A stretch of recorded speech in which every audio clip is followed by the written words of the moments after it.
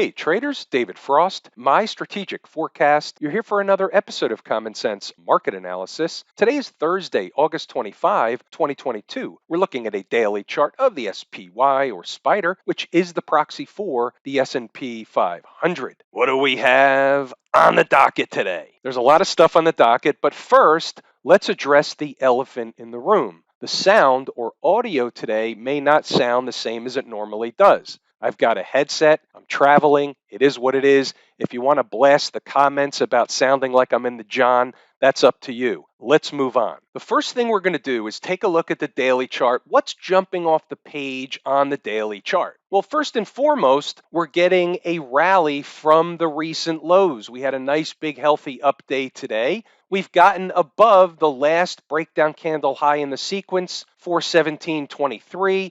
I've been talking about that for days and days and days, that in order for them to get a rescue operation underway and have that discussion, the one we kept talking about over and over again about what did they do? Come back to retest a former breakout area, and if in fact they were going to hold that area, we would have the discussion of what did they do? They came back to run a test, and now they're going back up. So as it stands on close today, what are they doing? They're going back higher. Now that's all fine and dandy, but are we willing to put our money where our mouth is? And the answer is yes, we are. Yesterday morning, lazy swing trader folks got an alert for an options trade against the S&P 500. We're long the S&P 500 using options or whatever vehicle you wanted to use.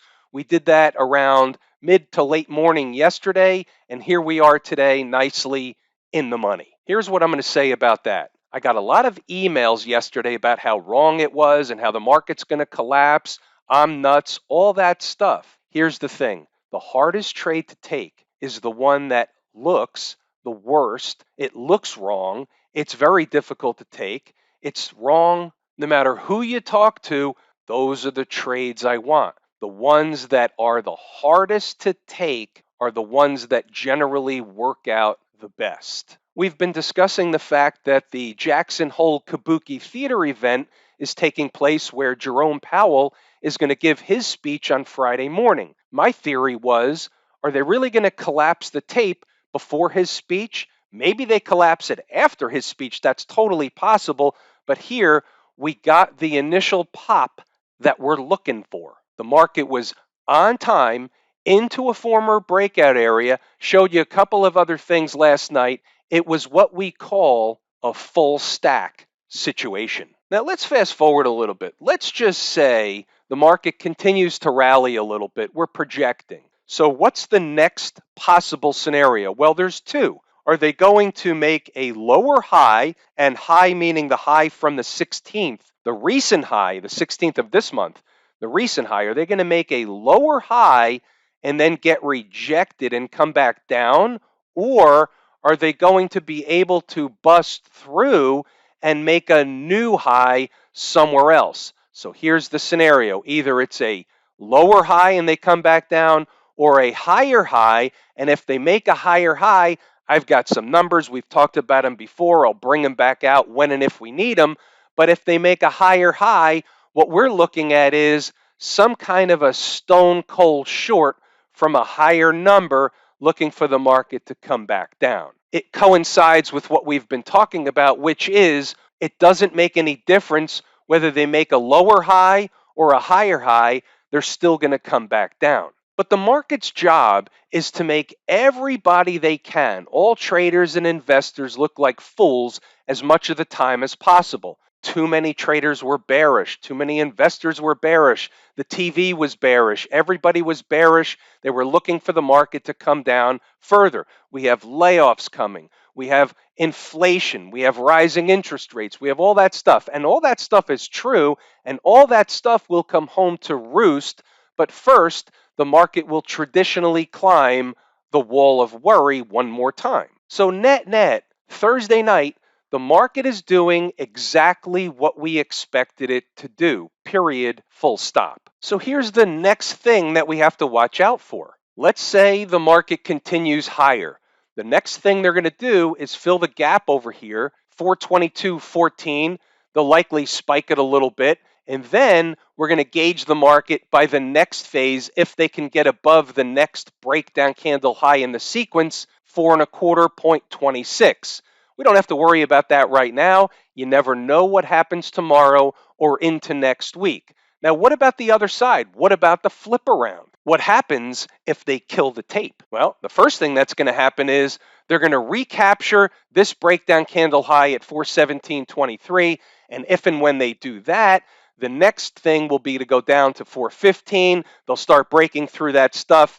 If they're doing all that, there's a higher likelihood that there's no more rally on the horizon if they start closing candles back below 417, for example. That's something to watch out for tomorrow or whenever. I think it's pretty cut and dry. We're waiting on the Powell Kabuki speech on Friday.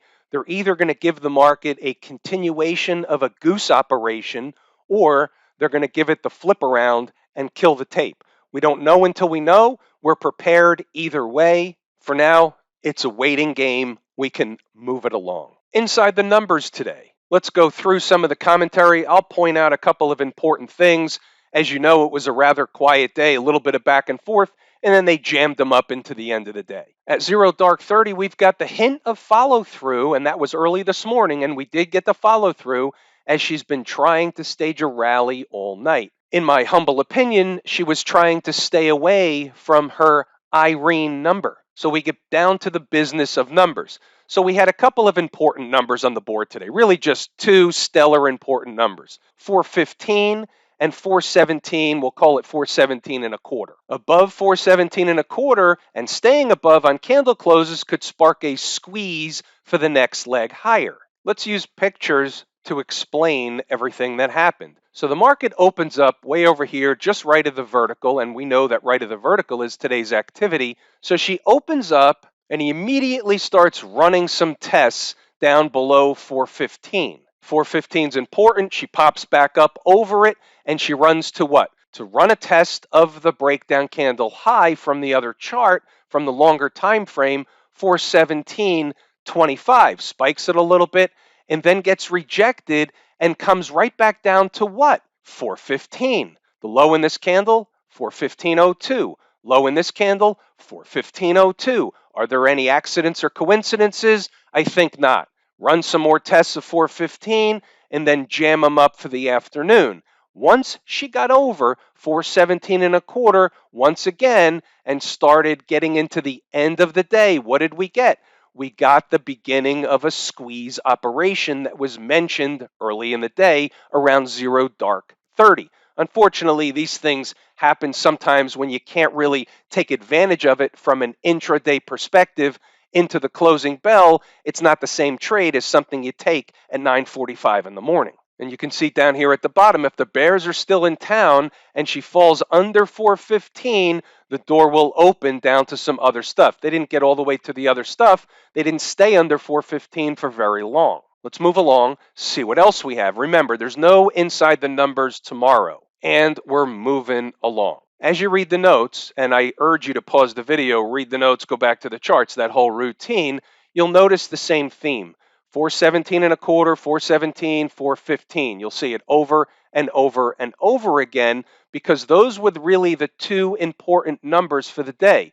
They had to stay above one to get to the other, and above the other began a squeeze operation up to the gap that we may see filled tomorrow, or they're going to fail. We just don't know yet. If you're active or would like to be active during the trading day with the S&P or any of the like vehicles, directional trades on the market, this is the spot for you. This is tour guide type information each and every day. And we're moving along. Do the thing where you pause the video. I'm not going to belabor the point of what happened today. We know what happened today. We know where the numbers were. Been talking about the same thing over and over again. It's kind of one of those, if it walks like a duck, talks like a duck, it's going to be a duck. And that's using the 80-20 rule, right? Sometimes it's not. Sometimes it's in the 20% camp, and it turns out it's the ugly duck. It's Irene in the morning. Stocks on the move. We had a pretty healthy list today, but only two hit their price objectives or entry targets. We'll look at DLTR and BURL. The other ones didn't hit their numbers.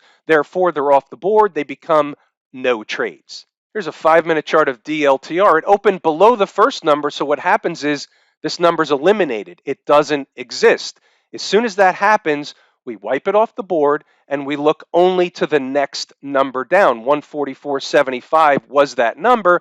They came into it, spiked it by a few pennies, had a rocket ride back in the other direction. That was one heck of a trade, up to a high of 153.17 from an entry of 144.75.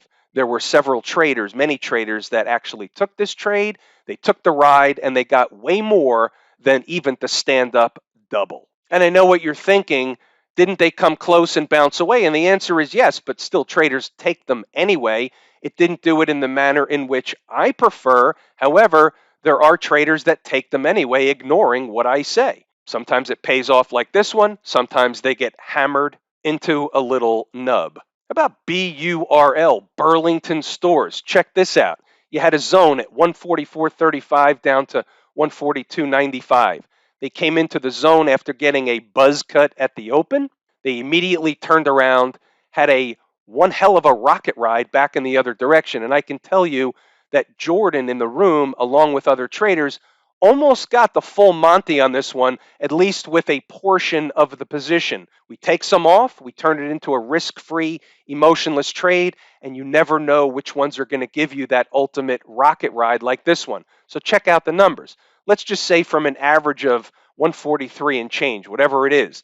The high here is 159.04, and you heard that right, and you see it with your own two eyes. This one, in terms of the rocket ride, was in the redonkulous camp. The numbers work. What's going on over in camp IWM? They filled their gap today, I believe closed above it. So the gap officially is 194.65, and they sure did. 195.40 on close. The IWM is my favorite market leading indicator.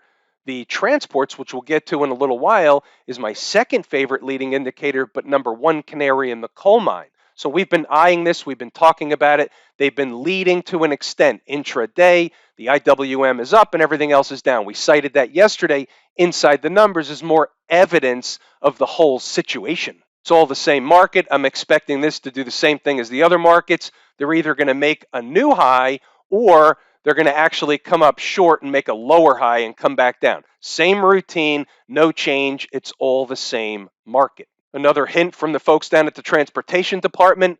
Look at this update, 1.73% up 250 some odd points. What did they do today? They went to run a test of the last breakdown candle high in the sequence. That's it. They didn't get above yet. Doesn't mean they can't tomorrow. Canary in the coal mine. Look at the weekly chart, for example. So the weekly chart runs into the 50-week moving average a couple of weeks ago, stalls out another week. Now you have a third week hanging around the same spot. So what have they been doing? They've been eating time off the clock. The only thing that takes this off the table is getting back below 14,600. As long as they stay above that and they continue eating time off the clock, they're poised to make another push higher. And by the way, what did they do down here? We haven't talked about this in a while. They came down to run a test of a former breakout area. The market ran up to here, couldn't get through right away, kind of stalled a little bit, and then broke out. Well, what happened? They came back to run a test of the former breakout area over and over and over again. Doesn't matter what chart, weekly chart, monthly chart, daily chart, 5-minute chart. It's all the same stuff. There. Let's just go back to the spiders. We'll use a 30-minute chart, and we'll just show an example. So here it is. The market's trading lower. It's not doing anything. They try and break out, and they can't. They come back down. Well, what happens when they finally do break out over that little spot right there? Well, they come back down to test it. Here, it holds, and they go up again. So you could see this on a weekly chart, on a daily chart. Here's a 30-minute chart. It's all the same thing. You have to know what you're looking for. You have to put everything that's happening in perspective. What's this spot here? What's the high? 415.11. Do you think it's an accident or coincidences that 415 was on the board today? Because that was the area. They needed to stay above it. They need to get above and stay above. So therefore, coming to back test it is normal garden variety activity. Getting back below it opens the door for other stuff, but if they stay above, keeps the door open for 417 and a quarter. 415 was a pivot. Why? Because it was a former breakout area. Even on a short time frame, a long time frame, it doesn't matter. They just keep doing the same routine. What's up with the Q people? Same routine. They got over the breakdown candle high over here. This is the candle from the 22nd, and they're in no man's land. Tomorrow they'll either fill the gap or they'll fall apart. And tomorrow is tomorrow. We'll find out then. Chart is the same routine. They're either going to come up short, make a lower high and go down, or they're going to make a higher high and we'll worry about it later. XLF sound like a broken record. Same chart, same routine. They all look the same. It's all the same market. We don't need to belabor the point. How about the SMH or Smash Mouth up $7.50 today plus? Now that was helped by Nvidia, did a flip around after earnings and all that stuff. It doesn't really matter. What matters is what matters. What matters is price. Price is the absolute arbiter. 3% plus today on the upside. It's a good proxy for the tech space. So when you're looking around the horn, looking at your proxies, whatever they are, you're looking for stuff that makes sense. Is this market doing well, or is this market melting down? Is this a tell? Is this a canary in the coal mine? All that stuff. Have we seen anything that's melting away? Have we seen anything that's saying, hey, your theory about one more push higher is absolutely wrong because look at all this stuff. Can't find a lot of stuff. Walks like a duck, talks like a duck, bull stack situation in the S&P 500 among a lot of other things.